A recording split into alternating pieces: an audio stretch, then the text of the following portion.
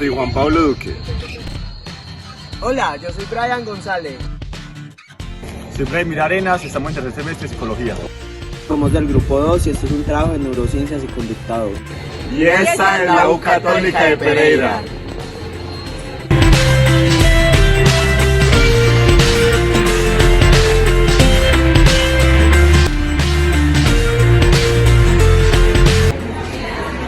El día de hoy hablaremos de praxias, específicamente apraxias espaciales. ¿Sabes qué es apraxia espacial? No, señor. No, ¿qué podrá hacer? Se lo preguntaremos a los estudiantes de la universidad. Hola, Tri, ¿sabes qué es apraxia espacial? No, ¿Qué crees que puede ser? una nave espacial. Bueno, para saber de qué carrera eres, De negocios internacionales. ¿qué crees que es apraxia espacial? Apraxia espacial. No, la verdad, no, nunca lo había escuchado. Y así como algo que se te ocurra, lo que imagines. Pues algo que tiene que ver como con el, pues pienso yo que como con el universo o algo ya pues fuera del planeta. Pues eso. Bueno, gracias. Hola, Astor, ¿sabes qué es apraxia espacial? Una atraxia Apraxia espacial. espacial. No, parce, la verdad no sé qué es. Pero pues espacial, yo me imagino que eso debe ser una cosa que le da a los astronautas, ¿no? Más o menos, gracias. Hola, ¿cómo estás? ¿Sabes qué es apraxia espacial? Un tipo de daño cerebral. Puede ser, ¿qué otra cosa crees que...? Pues no sé, tiene que ver con lesiones. Gracias. Hola, G, ¿sabes qué es una apraxia espacial? Un planeta, No. ¿Qué puede ser? una constelación. Puede ser, muchas gracias. ¿Cómo estás? ¿Sabes qué es apraxia espacial? No, no tengo la menor idea. ¿Qué idea se te viene a la cabeza?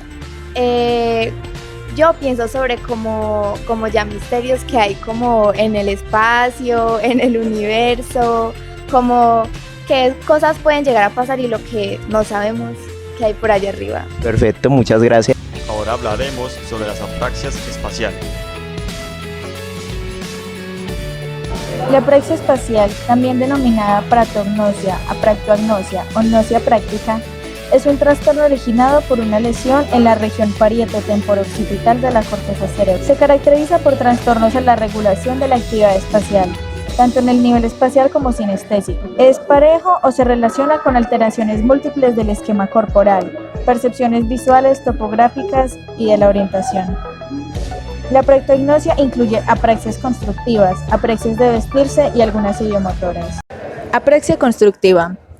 La apraxia constructiva es un trastorno en el que se dan dificultades o pérdida por completo de la capacidad para realizar los movimientos secuenciales necesarios para armar un objeto o dibujar. Los pacientes diagnosticados de este tipo de apraxia tienen dificultades para realizar acciones cotidianas, como lo son el montar un mueble o dibujar en un papel un dibujo simple. Estas dificultades no son resultado de problemas motores ni de comprensión, tampoco problemas visuales como lo sería una ceguera. No hay pérdida de sensación, fuerza ni coordinación muscular. La apraxia constructiva se puede identificar al observar que el paciente lleva a cabo de forma ineficiente y deficitaria tareas aparentemente sencillas, como lo son copiar dibujos, construir figuras con bloques.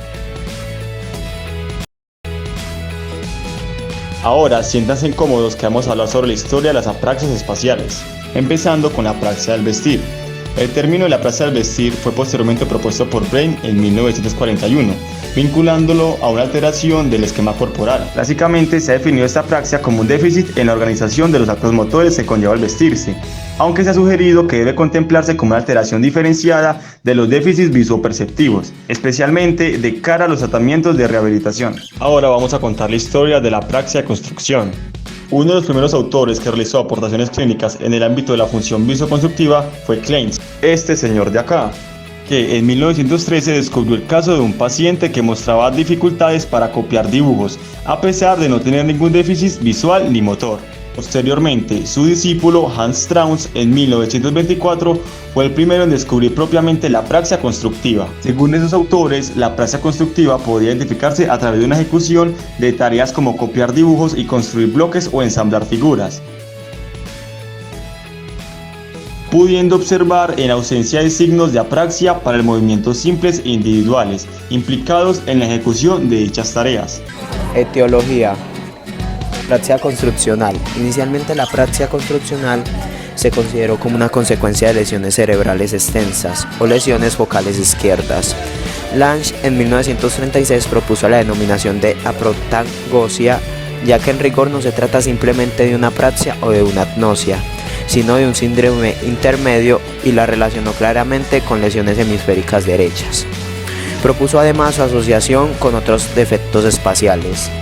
La apraxia construccional se asocia usualmente con lesiones parietales posteriores, aunque Benton en 1968 observó que un número importante de pacientes con lesiones frontales derechas también presentan defectos construccionales. Luria y Betkova en 1964 proponen que los defectos construccionales hallados en caso de lesiones parietales y frontales obedecen a mecanismos diferentes. En lesiones parietales existen defectos en el análisis de las relaciones espaciales, en tanto que en lesiones frontales subyace una pérdida en la capacidad de planeación. Las alteraciones constructivas pueden producirse como consecuencia de lesiones en el hemisferio derecho, pero en pacientes con lesiones izquierdas también se pueden observar estos defectos con características diferenciadas. Se ha observado que quienes presentan lesiones en el hemisferio derecho, aunque tienden a realizar los dibujos de una manera detallada, muestran una mayor dificultad para reproducir las relaciones espaciales entre diferentes partes de los dibujos, mientras que los pacientes con lesiones en el hemisferio izquierdo tienden a reproducir las copias de dibujos de forma menos detallada, mostrando en estos casos una mayor lentitud y dificultad para el trazado. Etiología de la apraxia del vestir. Se ha sugerido que la apraxia del vestir se podría ser consecuencia de una disfunción visoespacial, coexistiendo frecuentemente con la presencia de apraxia constructiva y heminegligencia espacial. Se ha relacionado con lesiones en territorios posteriores del hemisferio derecho, incluyendo la corteza parietal y territorio de confluencia temporoparietal, así como con afectación de la corteza singular anterior. La anosodiaforia vinculada a la apraxia del vestirse parece ser un factor que contribuye a su grado de severidad. Se ha observado esta apraxia asociada a un déficit de reconocimiento de autoimagen en el espejo. Este cuadro se presenta también con frecuencia en procesos neurodegenerativos con daño cerebral difuso, como la ETA, en las etapas intermedias o avanzadas de demencia.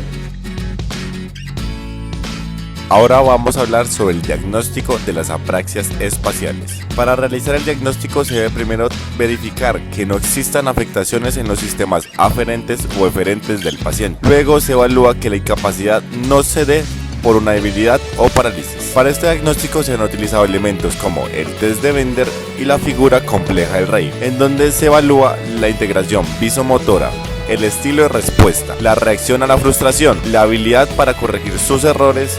También se tiene en cuenta la distribución de la figura en la hoja de la ejecución, la ubicación relativa de la figura y el tamaño de las figuras.